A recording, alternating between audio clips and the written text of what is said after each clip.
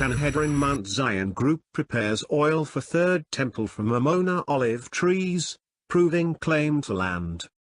And thou shalt make a candlestick of pure gold, of beaten work shall the candlestick be made, even its space, and its shaft, its cups, its knops, and its flowers, shall be of one piece with it.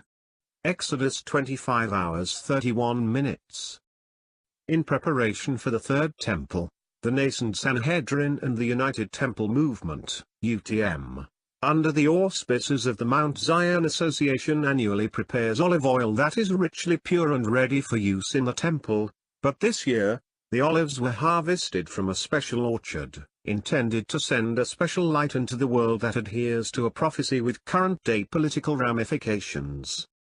The oil making is part of an ongoing effort by the Mount Zion Association to recreate temple rituals and become familiar with them in every detail, so they can be reinstated without delay, should the need arise in the near future.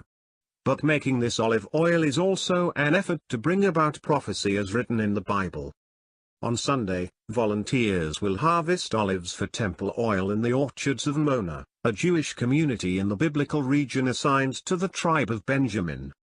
Amona was established in 1995, but a long legal battle initiated by the anti-Israel non-governmental organization Peace now culminated in 3,000 Jews being forcibly evicted from their homes. Amona was destroyed in several stages, the final evictions being carried out in January of 2017. While the homes were destroyed, trees planted by the Jewish farmers were left standing. The Sanhedrin and UTM will go out to those orchards and harvest the olives to process for use in the temple. Knesset member Rabbi Yehuda Glick is expected to participate. Rabbi Hillel Weiss, spokesman for the nascent Sanhedrin, explained that planting trees is one method of proving ownership of land, described in the book of Jeremiah. For thus said God of hosts, the God of Yisrael, houses, fields, and vineyards shall again be purchased in this land. Jeremiah 32 hours 15 minutes. When the Jews went into exile in Babylonia, they planted trees and wrote deeds to the property so that they would have proof of ownership when they returned from exile, explained Rabbi Weiss. As long as our trees are there, as long as we harvest them, we are showing our claim to the land. The Jews have returned. We have proved our ownership, and despite what the haters of Israel believe, Jewish communities in Israel cannot be destroyed ever again, Rabbi Weiss said, citing the prophet Amos. I will restore my people Yisrael. They shall rebuild ruined cities and inhabit them. They shall plant vineyards and drink their wine. They shall till gardens and eat their fruits. And I will plant them upon their soil, never more to be uprooted from the soil I had given them, said Hashem your God. Amos 9:14-15. Rabbi Weiss explained that though the process, including the destruction of Jewish communities, is painful, it has a higher spiritual purpose, embodied in the lighting of the temple menorah. God presses Israel just like we press the olives, Rabbi Weiss said. It appears the olive is destroyed, but what is actually happening is the bitterness is being removed and the oil, the sweetness, is being saved and purified to send light into the world. Normally, olive oil is made by crushing the olives and then pressing them. As per the biblical commandment, olive oil for use in the menorah is made by smashing the olives by hand and then allowing the oil to drip for several days.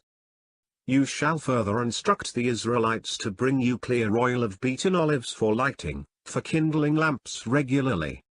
Exodus 27 hours 20 minutes. This produces a very small quantity of oil, only about 2% of the volume of the olives as compared to 20% by pressing. But the method described in the Bible produces oil that is vastly superior to that produced by any other method. The UTM prepared about 450 pounds of olives, producing 25 quarts of oil. The husks are then pressed and the oil can be consumed or used for adding to grain offerings. As much as possible, the ritual purity of the olives is preserved. As soon as the olives are pounded, they become open to impurity. They are therefore processed in an area open to the sky, and the workers wear surgical masks, as saliva can transfer impurity. The hammers are made of plastic and the surface is marble, materials that cannot receive ritual impurity. Burning the oil in the temple was considered a sacrifice in every respect, and does not require an actual temple building to house it. The biblical commandment could be fulfilled today by placing the menorah on the Temple Mount, filling it with the oil that has been prepared, and having it lit by a Kohen, a Jewish man from the priestly caste. The oil is ready and the menorah is on display in the old city of Jerusalem, waiting to be moved to the Temple Mount and used for its designated purpose.